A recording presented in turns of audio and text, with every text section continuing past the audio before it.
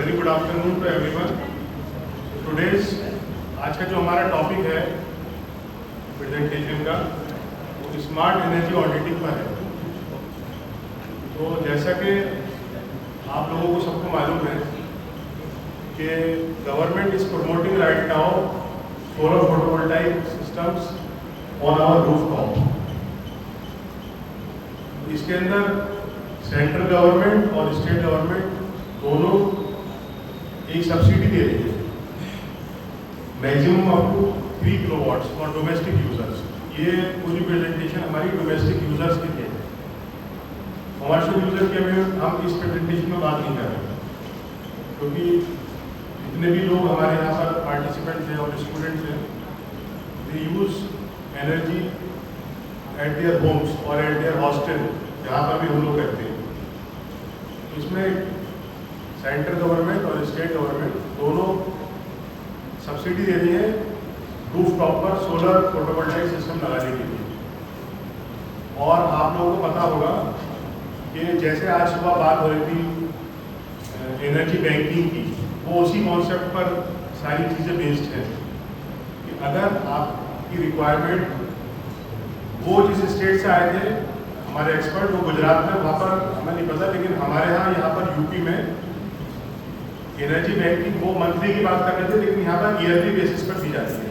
अगर आपके number of units एक साल के अंदर फॉर एग्जांपल 1000 यूनिट आप जनरेट करते हैं और उसमें से 800 कंज्यूम कर पाते हैं, तो फाइनेंशियल ईयर जब क्लोज होता है, आप लोगों को शायद कुछ लोगों को पता भी हो, तो वो यूनिट्स कैरी फॉरवर्ड हो जाती है अगले फाइनेंशियल ईयर में, और जो मिनिमम बिल आता है उसमें से वो बिल माइनस होता रहता है। तो जो बैंकिंग की बात हो रही थी, तो ये सेम उसी कॉन्सेप्ट पर बेस्ड है। वो बैंकिंग उनके स्टेट में, क्योंकि state to state policy different है, मुझे नहीं मालूम वहाँ पर गुजरात में या मध्य प्रदेश में जहाँ से वो ऑपरेट कर रहे हैं वहाँ क्या पॉलिसी है, लेकिन यहाँ यूपी में that banks works for the whole year, और ईयर के बाद जब नंबर ऑफ यूनिट्स हमारे बचते हैं तो वो अगले फाइनेंशियल ईयर के अंदर कैरी फॉरवर्ड हो जाती है, और मिनिमम जो बिल आता है उसमें से माइनस होते रहते हैं उसमें से भी। लेकिन इस फाइनेंशियल ईयर में जो यूनिट जनरेट हो रहे हैं वहाँ मिनिमम बिल माइनस नहीं होता है, वहाँ पर नेट यूनिट देखे जाते हैं। आपने 1000 यूनिट जनरेट करे for example in a month, और आपने जो है 1200 यूनिट कंज्यूम करे, तो आपका नेट बिल जो है वो 200 यूनिट का आएगा। और अगर कोई महीना ऐसा हुआ कि 1000 यूनिट जनरेट हुए और 800 यूनिट कंज्यूम हुए, तो वो 200 यूनिट अगले महीने में कैरी फॉरवर्ड हो जाएंगे, और इसी तरीके से एक्यूमुलेट होते होते at the end of financial year, that is up to 31 March, अगर आपके कुछ यूनिट बचे, X amount of unit, then they will be carry forwarded to the next financial year. इसी पर पूरी हमारी ये प्रेजेंटेशन और स्मार्ट एनर्जी ऑडिटिंग बेस्ड है। एनर्जी ऑडिटिंग इसी तरीके से इम्पॉर्टेंट है जैसे कि फाइनेंशियल ऑडिट होता है किसी भी ऑर्गेनाइजेशन का। आप लोग अब बीटेक करने के बाद या एमटेक करने के बाद जिस ऑर्गेनाइजेशन में जाकर जॉब करेंगे, या अपना कोई एंटरप्रेन्योर बनेंगे, कोई आपकी बिजनेस यूनिट होगी, हर जगह का एक फाइनेंशियल ऑडिट होता है। अनफॉर्चुनेटली हमारे यहाँ इंडिया में एनर्जी ऑडिट इस तरीके से नहीं होता जिस तरीके से फाइनेंशियल ऑडिट होता है। अगर एनर्जी ऑडिट भी ऐसे होने लगे जैसे फाइनेंशियल ऑडिट होता है, तो हम बहुत सारी एनर्जी सेव कर पाएंगे, क्योंकि सबसे आसान एनर्जी को जनरेट करना, एनर्जी को सेव करना है। हमारे जितने यूनिट जनरेट हो रहे हैं उसको कोई भी जो जनरेटिंग यूनिट है, जिसे जेनकोस कहते हैं, नॉर्मली इंडिया के अंदर 3 तरीके से पावर जनरेट होती है, जैसा आपको पता होगा। जो सेंट्रल गवर्नमेंट कर रही है उसके यूनिट्स हैं, एक स्टेट गवर्नमेंट यूनिट और एक प्राइवेट पार्टनर्स हैं, प्राइवेट प्लेयर्स हैं। तो 3 तरीके से पावर जनरेट हो रही है। अब पावर जो जनरेट हो रही है वो वेस्ट बहुत सारी हमारी होती है, वेस्ट हम लोग जानते हैं, हमारे घर पर भी होती है, ऑफिस में, सब जगह। अगर उसको हम सेव कर रहे हैं तो that will be equal to energy generated, और ये सबसे आसान चीपेस्ट तरीका है एनर्जी को जनरेट करने का। बट अनफॉर्चुनेटली ये सबसे लेस यूटिलाइज्ड मेथड है एनर्जी जनरेट करने का। इसी को हमारी स्मार्ट एनर्जी ऑडिटिंग स्कीम है ये वाली, जिसको हम इस प्रेजेंटेशन में देखेंगे। अभी स्मार्ट एनर्जी ऑडिटिंग स्कीम में क्या है कि हमें रूफ टॉप पर अपने सोलर फोटोवोल्टाइक सिस्टम लगाना है, और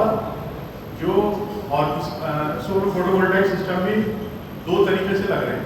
एक तो ऑफ ग्रिड है, एक ग्रिड कनेक्टेड है। ऑफ ग्रिड के अंदर क्या है, पावर जब ग्रिड से चली जाती है, जब वो पावर सप्लाई करता है बैटरी एनर्जी स्टोरेज के थ्रू, और ग्रिड कनेक्टेड में पावर को जिस वक्त ग्रिड की पावर फेल होती है तो वो सिस्टम भी शट डाउन हो जाता है ऑटोमेटिकली। तो ये दो मेथड है हमारे पास। इस प्रेजेंटेशन के अंदर दोनों मेथड को डिस्कस किए गए हैं। पहले हम जो मेथड डिस्कस करेंगे वो ऑफ ग्रिड वाला करेंगे कि ऑफ ग्रिड के अंदर किस तरीके से एनर्जी सेव करनी है। ऑफ ग्रिड के अंदर सबसे अच्छा तरीका यह है एनर्जी सेव करने का, हमने इसके अंदर एक स्मार्ट एआई बेस्ड टेक्निक लगाई है। जैसे एआई, आप जानते हैं कि एआई आजकल सब काम कर रहा है। आजकल बच्चे असाइनमेंट, इवन बहुत सारे बच्चे तो एग्जाम रूम में भी एआई से पेपर देते हैं। उनके कान में जो है वो एयरफोन लगा रहता है और वो एआई से नहीं, उसकी पहचान भी हो जाती है, और भी जब चेक करते हैं कि एआई से लिखा गया है।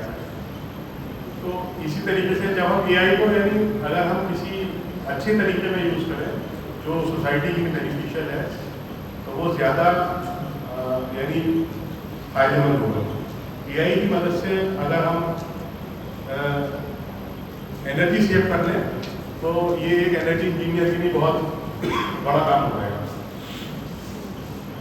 तो इसके अंदर हम क्या करेंगे एआई के अंदर कि ऑफ ग्रिड सिस्टम के अंदर एआई पता लगाएगा आपका पास डेटा से। एआई के अंदर एआई को ट्रेन करना पड़ता है, पास डेटा से एआई के अंदर ये पता लगाया जाएगा कि आपकी मैक्सिमम यूटिलाइजेशन किस वक्त है, और जो नॉन क्रिटिकल लोड्स है। फॉर एग्जाम्पल घरों के अंदर हमने इसके अंदर 5 घरों का सैंपल डेटा भी लिया है अलीगढ़ में ही। तो हम क्या करेंगे, 5 घरों का हमने डेटा लिया है, तो जो नॉन क्रिटिकल लोड्स हैं हम उनको उस वक्त में यूज़ करेंगे जिस वक्त में सोलर पावर अवेलेबल है, और जो नॉन क्रिटिकल लोड्स हैं उनको हम जब solar power available, critical load हमारे हर वक्त चलते रहेंगे, उनको हम बैकअप भी देंगे। तो इस तरीके से ये पूरा प्रेजेंटेशन है। अब